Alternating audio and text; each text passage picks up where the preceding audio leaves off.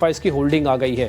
ये बहुत इंपॉर्टेंट है। हम उस जंक्शन पे है जहाँ पे इवेंट है और इवेंट से पहले 10% की एफआईज की होल्डिंग आ गई है।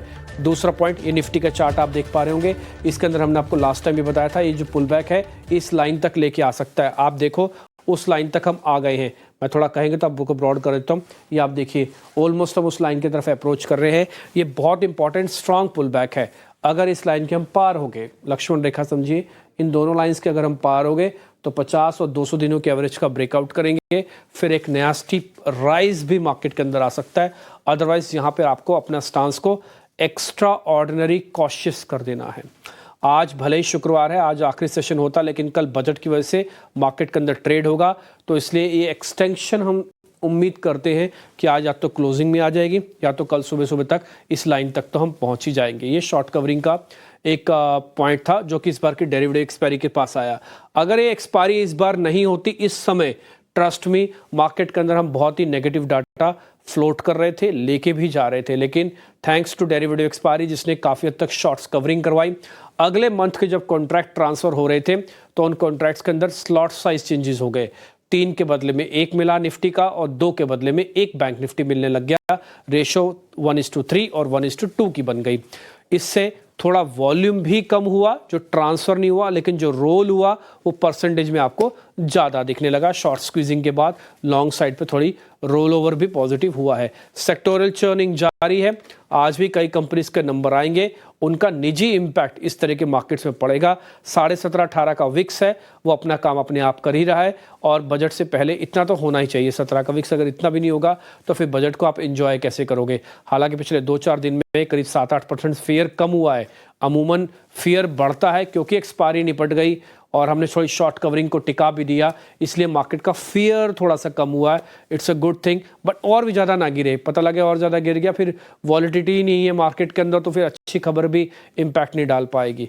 ठीक, सीरीज़ के अंदर जब हम ट्रांसफ़र हुए हैं तो ओपन इंटरेस्ट चेक करते हैं। ओपन इंटरेस्ट के अंदर हम देखेंगे तो क्योंकि लॉट साइज 3-3 गुना हो गए हैं और बैंक निफ्टी के 2 गुना हो गए हैं, इसलिए वो क्वांटम आपको कम दिखा। इस बार जब हमने कॉन्ट्रैक्ट की शुरुआत की 97,000 कॉन्ट्रैक्ट लेके आए, जबकि इससे पहले 1.5 लाख कॉन्ट्रैक्ट होते थे। क्योंकि वो डबल हो गया बैंक निफ्टी के अंदर, इसलिए आपको कम दिख रहा था। प्रीमियम अब अच्छा दिख रहा है, 350 पॉइंट का प्रीमियम है। हालांकि पहले 5 दिन तक हम डिस्काउंट पे काम कर रहे थे, वो जैन सीरीज के अंदर था। फेब के अंदर डिस्काउंट प्रीमियम काफ़ी अच्छा। बहुत शुक्रिया, थैंक यू वेरी मच समय देने के लिए। आपने 22,800-900 पे कहा था उस दिन, एस्ट्रोलॉजिकली पॉइंट भी आपने कहा था कि रुक जाए 11 बजे तक मार्केट। पहले तो उसकी बधाइयां स्वीकार कीजिए, उससे काफ़ी हद तक बेनिफिट हुआ। जिनके पास था उनका हिम्मत बढ़ गई और जिनके पास नहीं था उन्होंने कुछ एवरेज किया होगा, तो अच्छा प्रॉफिट हुआ उससे। अब हम 23,300 350 के क्रूशल जोन में आ गए हैं। जरा आपकी गाइडेंस निफ्टी और बैंक निफ्टी दोनों के साथ एक साथ बता दीजिए। जी नमस्कार, बहुत बहुत धन्यवाद डिम्पी जी आपको याद दिलाने के लिए। बिल्कुल यही व्यू था कि निफ्टी कहीं ना कहीं 22,800 पे बॉटम बनेगा और उस दिन का व्यू ये था कि 11 बजे मार्केट में मोमेंटम स्टार्ट हो जाएगा। और मुझे आज ही याद है कि 11 बजे 28 तारीख को यानी कि मंगलवार को ये था कि 11 बजे मोमेंट स्टार्ट होगा और 11 बजे एग्जैक्टली 100 पॉइंट का टिक देखने को मिला और उसके बाद आप हम देख रहे हैं कि टोटल 600 पॉइंट की रैली इंडेक्स में देखने को मिली है। तो व्यू सेम है। मेरा तो यही मानना था कि इंडेक्स में 22,800 का बॉटम बनना चाहिए। 22,786 का लो बना चुका है इंडेक्स और ऊपर में टारगेट है वो कहने की मेरा ऐसा है कि 23,650 और 24,400 के टारगेट बनने चाहिए। तो बिल्कुल एक पॉजिटिव व्यू रहा और टाइम वाइज व्यू वर्क कर गया, इसके लिए वहां पे और कन्विक्शन बढ़ गया। क्योंकि टाइम वाइज ट्रेड जब आपको मिलता है तो आपको ट्रेड में ज्यादा वेट नहीं करना पड़ता है। आपको जैसे एंट्री लेना होता है और एंट्री लेते ही आपका स्टॉक है वो ग्रिप में आ जाता है या ट्रेड ग्रिप में आ जाता है। तो टाइम ट्रेड का यही बेनिफिट है और बहुत बहुत धन्यवाद। और मैं आपको इसलिए भी धन्यवाद बोलना चाहता हूँ, किटी नाउ के बहुत सारे दर्शकों ने मुझे इंस्टा पे और ट्विटर पे मैसेज भी किए थे कि सर 11 बजे वाला जो आपने ट्रेड दिया बहुत शानदार दिया, उसकी वजह से कन्विक्शन आया। काफी लोगों ने ऑप्शंस भी लिए थे मंथली और वो ऑप्शन भी डबल ट्रिपल देखने को मिले। अब हम नए व्यू की हम बात करें तो मेरा ऐसा मानना है कि इंडेक्स में अब 23,200 को सपोर्ट के तौर पे यूज करना चाहिए। 23,200 के सपोर्ट से कहीं ना कहीं 23,650 23,700 के टारगेट बनने चाहिए। तो 2 व्यू मैं यहाँ पे दे रहा हूँ। पहला, इंट्राडे या 1-2 घंटे के लिए ट्रेड हो तो 23,200, यदि बड़ा व्यू लेना है तो 22,800 से 24,400। अब बैंक निफ्टी की बात करें तो बैंक निफ्टी में डबल बॉटम ऑलरेडी बन चुका है 3-4 दिन पहले। हाई राइज हाई लोज के सीक्वेंस इंटेक्ट है। हमारा ऐसा मानना है 49,000 का सपोर्ट काम करेगा, ऊपर में 49,650 49,750 के स्विंग के लिए। ठीक है सर, पॉइंट टेकन। तो आप जो बात कह रहे थे वो हमने भी नोटिस की और मैं फिर से आपको बधाई दूंगा। चंदन सर को बहुत गौर से सुनिएगा, इनकी फ़ैन फॉलोइंग भी काफ़ी अच्छी है और इनके लेवल्स बड़े ही यूनिक होते हैं, मल्टीपल स्टडी करते हैं ना जाने कैसे, लेकिन उन सबको इकट्ठा करके आपके लिए आपके शुभेच्छा चाहते हुए, यानी कि आपका अच्छा चाहते हुए बढ़िया लेवल्स देते हैं।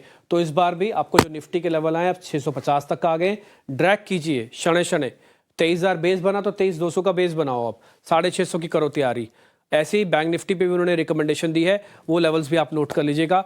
49,650 750 तक आ सकते हैं। और जैसे हमने सुबह भी आपको गाइड किया था कि 49,300 पार होगा तो 800 के रास्ते खुल सकते हैं। एग्जैक्टली सर का भी वही मानना है और 49,000 का बेस बन गया चंदन सर ने। थोड़ा इस बीच नेस्ले के आए हैं नंबर्स। अब बीटा अच्छा हुआ, प्रॉफिट बढ़िया आया। नेस्ले का नंबर्स आप अपनी स्क्रीन पर देख पा रहे हैं। मुनाफा अब बढ़कर 4,780 करोड़ के पार हो गया, 3.5% का गेन आया और शेयर क्या शानदार, पहले से ही तैयार था और ये बेस इसका बना हुआ था। मैं अपने एक सहयोगी से भी बातचीत कर रहा था तो उन्होंने मेरे से पूछा कि नेस्ले कैसा दिखता है, तो हमने कहा काफ़ी बेहतर है। मैं आपको वजह बताता हूँ कैसे हमने ये फाइंड आउट किया कि एक बेस है। आप देखेंगे, थोड़ा सा मैं इसको पीछे कर देता हूँ। ये देखिए, एक बार का बॉटम, दूसरी बार का बॉटम और एक तीसरी बार का बॉटम सेम जगह पर है और ये बहुत पुराना बॉटम मैं बता रहा हूँ। पूरा एक पैराबोलिक मूव था जो यहाँ पे आके रुक गया, नंबर्स ट्रिगर बना, शेयर ने स्पीड पकड़ ली। एक ही कैंडल ने 50 दिन से 200 दिन की जर्नी एक ही दिन में, एक ही घंटे में, 5 ही मिनट में पूरी कर ली। सडन स्पाइक, ये वाला चार्ट हटा के अपने वाला चार्ट दिखाओ आप, सडन स्पाइक आपको दिखेगा। 14 रुपीज़ का डिविडेंड भी है। जो लोग डिविडेंड होल्डर्स हैं उनको 14 रुपीज़ डिविडेंड के तौर पर भी मिलेंगे। ये आप देख पा रहे हैं, ये जो हम लाइव चार्ट्स रहते हैं ये आपकी स्क्रीन पर है। 7% नेस्ले कब आपने चलता हुआ देखा है? आपको याद भी नहीं होगा, मेरे को भी याद नहीं है। और अभी तो बजट नहीं आया, कंजम्पशन का प्ले मिल गया तो और बढ़िया होगा। छोटी छोटी कैंडल से बड़ी कैंडल में एकदम से तब्दील हुए हैं। चंदन सर जल्दी से नेस्ले बता दोगे, फिर मैं शेयर्स की शुरुआत करूंगा आपसे पूछने की। बिल्कुल, नेस्ले की बात करें तो देखिए कहीं ना कहीं ये थीम पे मार्केट नीचे से सपोर्ट बेस बाइंग दिखा रहा है और ओवरऑल देखें तो एक बड़ा ब्रेकआउट और बड़ा मोमेंटम यहाँ पे देखने को मिल रहा है। मेरे हिसाब से रिकवरी बनेगी। इमीडिएट में 2290 का सपोर्ट है, 2500 तक के टारगेट एक्सटेंड हो सकते हैं। सर पॉइंट टेकन हुई है। First is IRFC railway counter, स्वाभाविक है चलना। IRCTC चेक कर लो, RVNL चेक कर लो, IRFC, और दूसरा है CDSL। ये तो खैर सर का फेवरेट शेयर है, चंदन जी का, बढ़िया है, आ भी गया लॉन्ग में, आज 3% है। चंदन सर, CDSL से आपने काफ़ी पैसा, काफ़ी वेल्थ क्रिएट की है इन्वेस्टर्स की, मेरे को अच्छे से याद है। आपके फैंसी काउंटर्स में से एक है, फेवरेट काउंटर्स में से, और दूसरा IRFC भी है, 1% ये भी ऊपर है। जरा बताइए सर, इन दोनों में कोई ट्रेड है क्या? बिल्कुल, देखिए सबसे पहले तो CDSL की हम बात करते हैं। CDSL में काफी अच्छा मूव पिछले कुछ सालों में देखने को मिला था। हालांकि इस महीने एक बड़ा डेंट देखने को मिला है क्योंकि पूरे बाजार में प्रॉफिट बुकिंग देखने को मिली।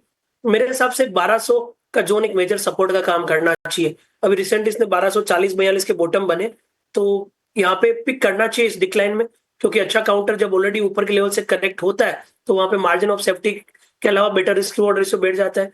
लगभग 2000 से 1242-1300 तक करेक्ट हुआ है तो खरीदारी की सलाह रखेंगे। मेजर सपोर्ट 1200 का रहेगा, ऊपर में 1400-1450 तक के लेवल यहाँ पे बनने चाहिए। उसके अलावा अपने IRFC की बात की, मैं IRFC के साथ में IRCTC का भी जिक्र करना चाहूंगा। दोनों काउंटर मुझे अच्छे लग रहे हैं। सबसे पहले IRFC की बात करते हैं तो यहाँ पे एक पॉजिटिव प्राइस पैटर्न बना है। मौजूदा लेवल से देखें तो 145 का सपोर्ट है, ऊपर में 157 तक के टारगेट के लिए। बट IRCTC और ज्यादा अच्छा लग रहा है, जहां पे पिछले लगभग 30 दिनों का कंसोलिडेशन ब्रेकआउट हुआ है।